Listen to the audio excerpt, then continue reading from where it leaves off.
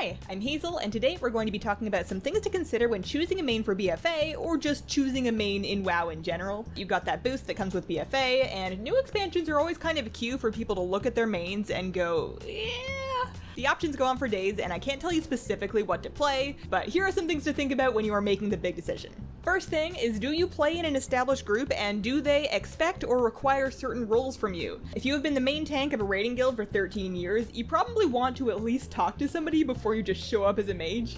Just, hey guys, I conjured some food! If you have more flexibility than that, and you are either a people pleaser or a person that likes getting easy spots in groups, look at what your friends are missing and then see if you feel like gap filling. It should never feel mandatory, and don't let people bully you into playing something that you're just not feeling, but if you're lukewarm on everything anyways, then why not? The next thing to consider is, do you plan on playing in war mode, and if so, are you doing it because you want to world PvP, or do you just want to try and sneak past and around the PvP and still get the extra benefits from war mode? Because some classes are going to be better at world PvP, mostly the one that you're comfortable with, although if you're running around as a solo healer in war mode, you might be there a while. And in the sneaking around and having fewer moments where you actually have to fight people category, we have stealth classes, aka rogues, and feral druids. Just something to keep in mind anyways. The next thing I like to do is kind of narrow down the options with some elimination. So to use a food metaphor, if it's lunchtime and you need to go out for food, it can be hard to think of a restaurant and be like, man, I really want to eat that. But it can be much easier to look at all of the things that are in a 5-mile radius and go, no, I don't want that.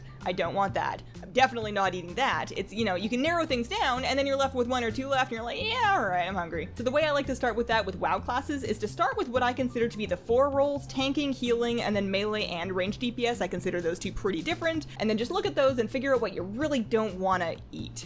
After those are crossed off, there's usually a few more really easy veto criteria. Maybe you just really hate having a combat pet and dealing with the combat pet AI and you don't want to go there. Maybe you just hate transmog for a certain armor type, you can cross off an entire armor type or 2.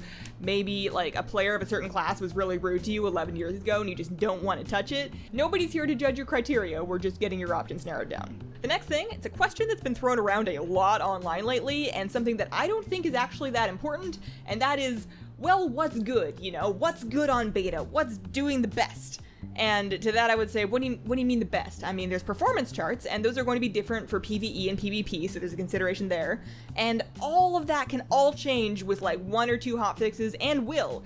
Tuning isn't done, and arguably tuning is never done. Something that's really strong in the first patch is almost certainly going to be nerfed by the second one, and if your plan is just to skip around to whatever's doing the most damage at the time, then your best strategy is going to be to level everything and then skip around every patch and really annoy your raid leader who doesn't want to give you gear anymore because you don't stick to a character. Actually, it is all personal loot now, so maybe your raid leader won't care, but your item level might still fall behind, and then you're not going to do your extra damage anyways. Just don't worry about it. If you really want a straight answer about what's doing good damage on beta, I'm hearing good things about rogues and warlocks, but again, if everybody plays a rogue, then Blizzard's going to just load out their Blizzard computer, and they're just going to see yellow everywhere, just sepia-toned WoW, and then they're going to nerf it, and you'll feel silly, so don't worry about the numbers. More important than the numbers is what's fun to you, and I realize that that's just as vague as, well, what's good? So let's break that down into a couple of categories. First one being, what looks visually cool? Do you see yourself as a cultist servant to the void, sprouting tentacles and chanting in nonsense? Maybe you see yourself as a battle medic that's tending to the wounds of the fallen on the battlefield. Maybe there's a class mount that you've just been staring at for all of Legion that you just need, or maybe there's a really iconic tier set that you would just frame and hang on your wall if you could.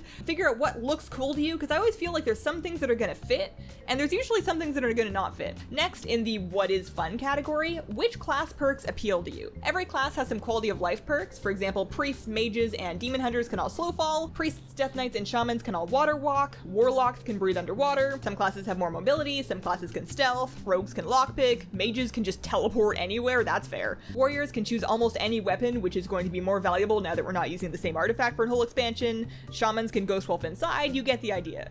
Take a look at the perks and figure out which ones sound really fun to you, and maybe take a look at the perks you've already been enjoying, and wonder how much it's gonna suck to not have that anymore. Arguably the most important thing is what plays well to you. And the first thing I'll say here is, don't listen to somebody else telling you that a certain spec feels bad. If you play it and you think it feels bad, then that's fine, you don't have to play it, but somebody else could say, man, this spec sucks and it feels bad, it's not fun to play. And that's completely and totally subjective. For example, imagine a spec that had a ton of abilities and button presses and stuff going on in Legion, and had some of that stripped down in BFA. One player might think, wow, this is really boring, they've just cut all this down, Blizzard is designing games for turtle people, and they're just really mad because it feels slow now. But maybe player number 2 feels like it's less frantic, and they feel like it's less just pressing the thing that lights up and more actual decision making, where there's more thoughtful decision making behind each global, and it feels more like you're weaving a web of damage than playing finger DDR.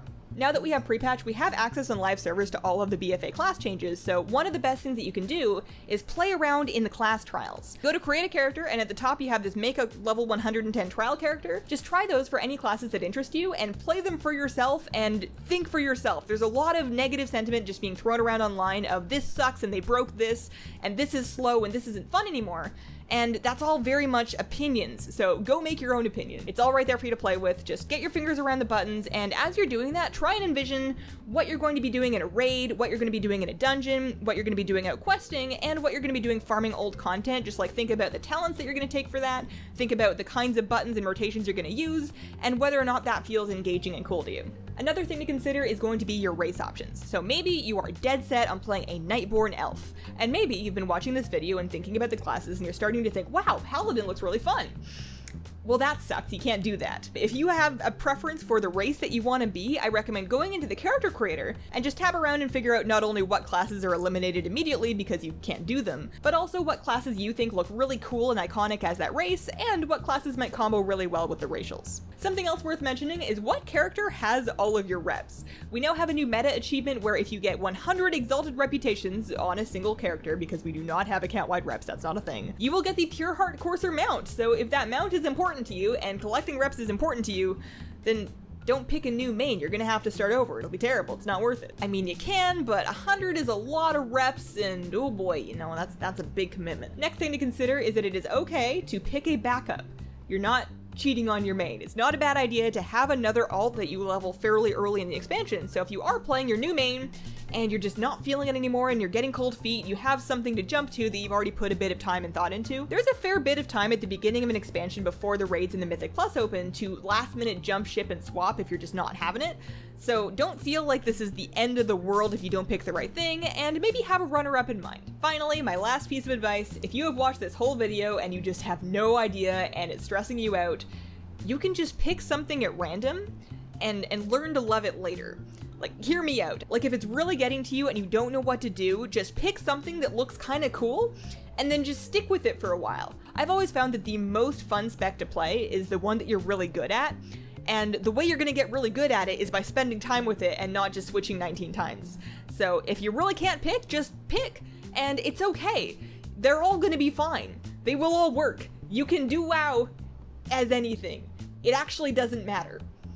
It really doesn't matter. Just follow your heart, and if your heart's not saying anything, just like pick a number and hope it works out. Thanks for watching. I hope that this helped you find your forever spec or realize that it was right in front of you all along, and I wish you a wonderful, wonderful day.